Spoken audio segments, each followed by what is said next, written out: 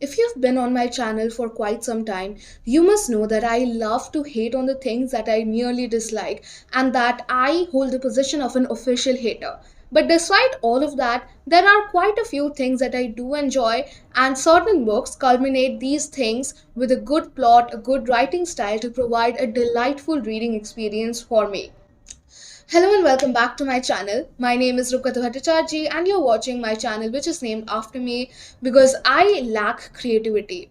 In this video, I will be talking about the 5 best books that I read in the year of 2022. Now let's just dig right in and start talking about the number 1 on this list, which is Kekai by Vaishnavi Patel. Kekai by Vaishnavi Patel is a retelling of the ancient myth of Ramayana, but this story doesn't center around the main lead Ram. It centers around a forgotten female character who was always disregarded as being the jealous stepmother. This is the story of Kekai, who takes back her voice and writes her own narrative about the events that took place in the Ramayana. As a person who grew up in a Hindu household, I believe that retellings of Hindu myths are very, very rare in the publishing industry right now. Most retellings are usually either of European folklore and fairy tales, or Greek myths or Roman myths. I find this to be a breath of fresh air, especially in the genre of retellings as a whole. But this is another example of feminist retellings, which I'll talk more about. Now, this book is usually compared to Circe by Madeline Miller, which is heralded as one of the most wondrous and ambitious feminist retellings of the era. Kekai, similar to Circe by Madeline Miller, takes a woman that was vilified by the narrative and tries to explore the voice of such a character. This is a very hard thing to do because whatever you do, you'll be stepping in a few stereotypes. And I find that hardly ever such feminist retellings are actually satisfying and conclusive of the original story. Kekai stays true to the source material while also forming a wonderful, wonderful story of its own. Few things that I loved about Kekai before I move into the things that others might not like about such a book. Kekai has a very wonderful and compact writing style. Vaishnavi Patel is a debut author who has perfected the craftsmanship of a writer, which is quite rare to find in not even debut authors but also in authors that have already published quite a few novels at this point. Kekai is a book that comes from an area of genuine passion. It is a book that is written with love in it, love for the stories that inspired it, love for the theology of the religion that inspired it, and the author's own embracing of the culture that the author grew up in as a diaspora group. The writing style is one of the most perfect things about this book. Apart from that, another thing that one might love in this is the characterization.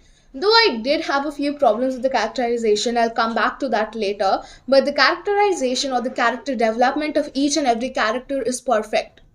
Vaishnavi Patel toes the very thin line of offending one of the largest religious group in the world while also trying to get her own experiences with the religion out there, especially with Ramayana that many Hindu kids grew up with.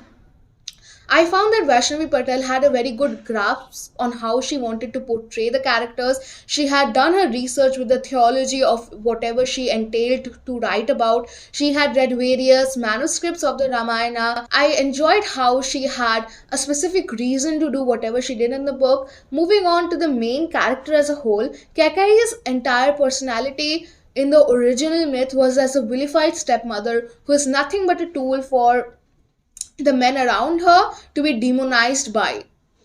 But in this one, Vaishnavi Patel focuses on the story behind Kekai's action. She focuses on what led Kekai to commit the things that she did in the original myth. She develops a wonderful magic system for her to justify her actions and to add more depth to the character. I found the main character to be a very well rounded, three dimensional person. She behaves and feels as a real person would. She is by no means a Mary Sue. She is extremely flawed. She takes decisions in a hurry, and sometimes she cannot grapple with the consequences of her decisions. And Vaishnavi Patel does a wonderful job of portraying all of that. This book is a slow paced book, and slow paced books are sometimes boring to the readers, boring to myself as well, because I have a very short attention span. But even with that, when one is reading Kekai, they will never be bored. Vaishnavi Patel knows wonderfully how to weave in action scenes with more emotional scenes, how to add depth to her characters without boring the reader, how to show domestic scenes while also moving on to the typical fantasy scenes, which would include wars and brutality, etc. As a whole, this book doesn't leave a space for it to be critiqued. But one thing that I would critique in this, despite myself giving it 5 stars, was the again painting a vilified, ambitious character as someone who was simply misunderstood.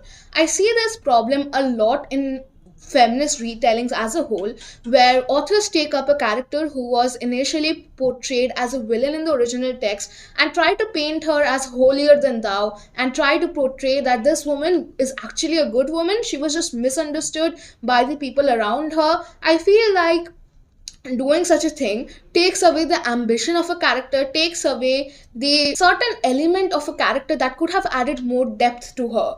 Keikei as well does the same thing, where the main character's story from the original myth is altered by showing that she was simply misunderstood and her actions were meant for the good of the whole of the people.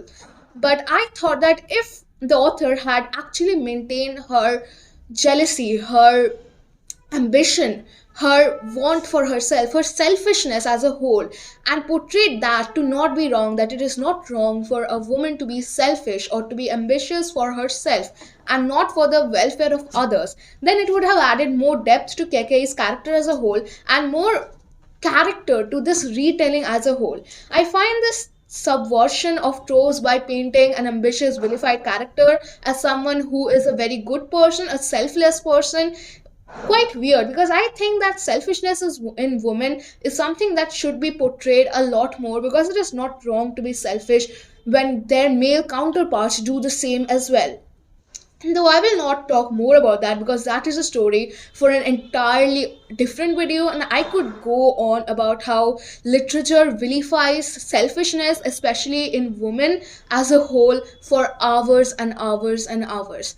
Other things that I enjoyed about this book deals with the narrative themes of casteism and feminism, and how both of those things are always interlinked, and how you cannot have feminism unless you include all women from different sects of life. I think this theme of intersectional feminism without blatantly disregarding Hinduism is very rarely well executed, but KKE steps over all the areas it could have fallen, all the holes it could have fallen into, and provides us with a well thought out, well executed critique of Hinduism as a whole, without insulting any religious figureheads, without insulting any codes of the religion as a whole. I think this specifically comes from the author herself being a Hindu and having a good understanding of how Hindu themes, how Hindu society works as a whole, and I appreciated this book a lot despite being an atheist myself. Overall, Kekai by Vaishnavi Patel was a 5-star read for me, and I believe that many readers who enjoy feminist retellings as well as learning about different religions, or would like an easy kickstart into learning more about the Hindu religion as a whole, would definitely love Kekai by Vaishnavi Patel. And if you were having second thoughts about whether or not you should read this book, if you take my word, then you absolutely should read this book. Moving on to the second book on this list, All Boys Are in Blue by George M. Johnson. All Boys Are in Blue is a deeply personal memoir about one black teenagers dealing with sexuality, race, and other things. I think that when it comes to rating memoirs, one has to be quite subjective or objective. There's no in between. And for a person like myself, I tend to be very subjective when it comes to rating memoirs, because I always feel bad when I try to rate memoirs which are deep personal recountings of one's lived experience in an objective manner. But when it comes to All Boys Are in Blue, I believe that this work is truly a masterpiece. All Boys Are in Blue by George M. Johnson isn't only a portrayal of the immense skill that the author holds as a writer, but also of the deep lived experience that the author can portray through their words. The first few chapters of these books not only deal with race, the intersection between race and sexuality, but also between gender identity and other issues that are faced usually by black American teenagers, including police brutality, crimes, etc. I felt that Now, this book is one of the very few memoirs out there that can actually balance a good writing with the political or societal issues that it wants to deal with through this memoir. There are many memoirs out there that are so focused on the issues part or what they want to show through their memoir rather than being an actual book that the reader can read. Some memoirs that are out there are simply unreadable, not taking any names, but this one is a glorious work that I believe everyone should read at least once in their lifetime. I read this back in June. I had the copy though for a few years at least. I didn't get to reading it until this year because I simply did not have the time or emotional capacity to invest in this book. I wouldn't call this an emotionally easy book to read. It deals with many things. You should definitely check out the trigger warnings for this one. But I believe that George M. Johnson deals with everything that they have written about in this novel with this sense of sensitivity and maintains this form of siblinghood with the reader that definitely makes the reader feel seen and understood. Through the entirety of this book, George M. Johnson portrays himself as an older sibling for the reader to relate to understand their experience, and to even share their experiences with themselves. I would recommend this for a younger reading audience, of course. 13 to 18 is definitely the perfect time for someone to read this book. George M. Johnson shares many things that would be useful for a queer person of color to go through, especially in their teenage years. This review that I'm saying for this book is quite personal to me because I'm not reading it objectively, but rather the things that I felt while reading this book. It's a memorable book, of course, and I will in the future be reading more books published by George M. Johnson. Moving on to the next book. The next book on this list is Things Have Gotten Worse Since We Last Spoke by Eric LaRocca. Now, this is another book which I'm quite subjective about. To put it simply, this book hinges on shock value and grotesque descriptions of body horror to keep the reader entertained, thrilled, or shocked. This book is not one that I would genuinely call a masterpiece because, to be quite frank, it is one book that is quite literally written to just shock the readers. It's like those bad horror films that you watch on the weekends with your family members looking for a cheap thrill. This book is exactly that, but that doesn't make it any less special to me. Eric LaRocca writes about a thrilling story of two queer women who meet on a chat room in the early 2000s. This book is about the case of one of those women going missing, and the book itself is a record published by the officers who were investigating the case, chat records between the two women, which would potentially point us towards what exactly happened. This book, one thing that I have to say is that ended too quickly, and when it ended, it left me reeling. I wanted to read more about it, I wanted to know more, and for me, I usually enjoy cliffhangers a lot simply because it establishes the book as a thing to be remembered in my mind as a whole. Alec LaRocca's writing style is very entertaining. He keeps everyone at the edge of their seat through the entirety of this novel. The two main characters are not ones that you learn a lot about. You see glimpses of their lives and their multitude of issues through their chats with each other. And I found the concept as a whole to be very unique. I was recommended this book by a friend. I'm very glad for the recommendation because both of us had similar views about this book as a whole. I would say that this is one book that is not a must read for everyone, but it was one that I genuinely enjoyed myself. And to be very honest, I wouldn't have rated this book if the main rated this book so highly, which is 4.5 stars, if it wasn't two women. I mean, anyways, I don't have much to say about this one as a whole because, as I mentioned, it is not excruciatingly wonderful work of fiction. It is not even a good book to begin with. It is just a book that I really enjoyed reading, and hence would say it's one of the best book that I read in this year. Moving on to the next book that I absolutely loved reading this year, it was The Color Purple by Alice Walker. The Color Purple is an Alice Walker is written in an epistolary format where the main character writes letters to God talking about her extremely traumatic childhood to her subsequent marriage to a much older man, her children, her estranged sister, and everything that is going on in her life. Celie, the main character, writes letters to God and talking about all the things that have been going on in her life and her obsession with the singer Shug Avery, who is the supposed mistress of her husband. Seeley's story is one that is of endurance, it is of strength. I would even go as far as to compare Seeley to a phoenix because despite whatever the world throws at her, at the end of the day, Seeley bears all of it and pushes through it because she is a person of her own accord. She wants to take her own story into her own hands, and honestly, I appreciate that. Alice Walker is an extremely talented author. This book burned its place through my mind if we are keeping up with the puns relating to Phoenix. Anyways, this book is written wonderfully. This book is written in African American vernacular language. So many people would have problems about it being different from the literary curriculum or the literary norm, but I myself genuinely enjoyed this unique perspective of dealing with things. It is historical fiction set in the late 1920s to the 1940s, if I am not wrong. I genuinely don't remember much about the time era, but I remember how wonderful this book was. Alice Walker is an author of utmost skill, and her book is an example of that. The Color Purple is written wonderfully. It has moments of tenderness, it has moments that critique the utter discrimination faced by African American youth in the early Jim Crow era and even before that. It deals with how segregation affects especially the impoverished people, and especially for an African American who was systematically not allowed to be rich by that era. Alice Walker does a wonderful job of not only critiquing these certain elements through the narrative but also through the point of view of Celie, who is a young woman with no formal education and an extremely trauma filled past. I also loved the interactions of Celie with the women around her. I loved how this book was also an example of sisterhood among black women. As Shug Avery too is a wonderful character, and I loved how the author added such different perspectives to the character of Shug Avery. We see her through the eyes of Celie in her letters. We see her through the eyes of others as Seeley writes about how others see Shug Avery in the letters as well.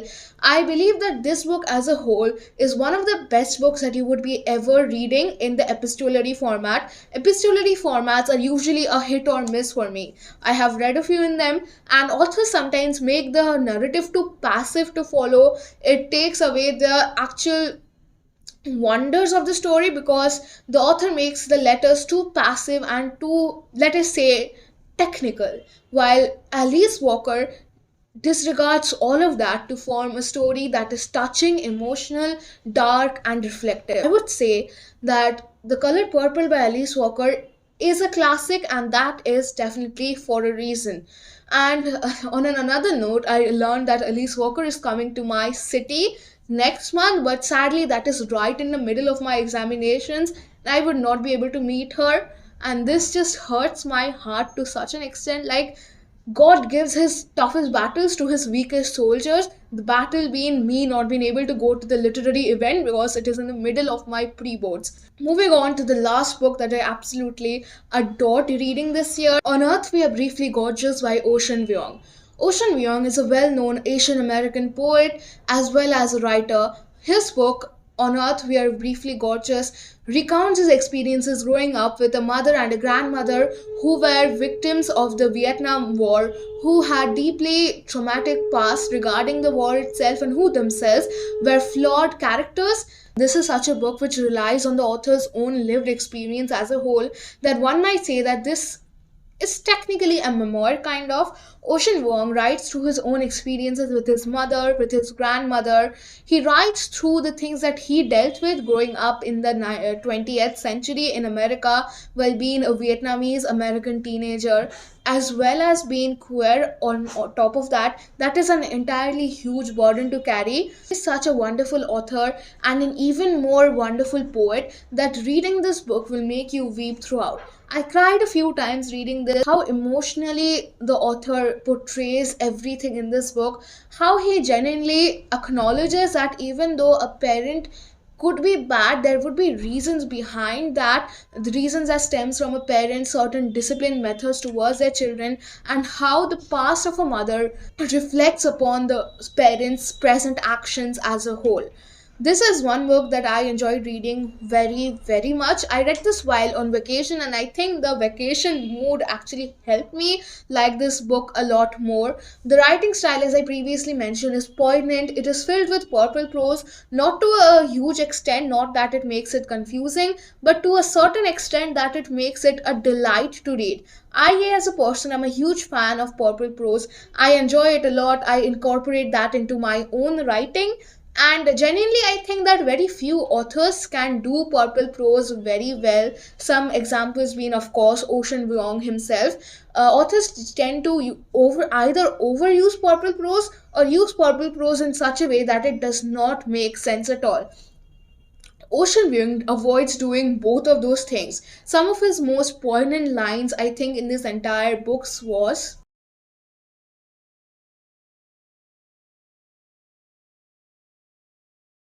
this line was so beautiful that I think it seared its place into my heart as a whole. These five books were ones that I really loved reading, though I did not read much this year in comparison to 2021, where I read 95 books. I read enough to think that I read a few good books this year, and all of those books, ones that I loved reading, enhanced my own personality in such a way, left a mark on me, left an effect on me that will last for years to come. So that was one long video. Thank you for watching. Be safe during this pandemic and keep reading.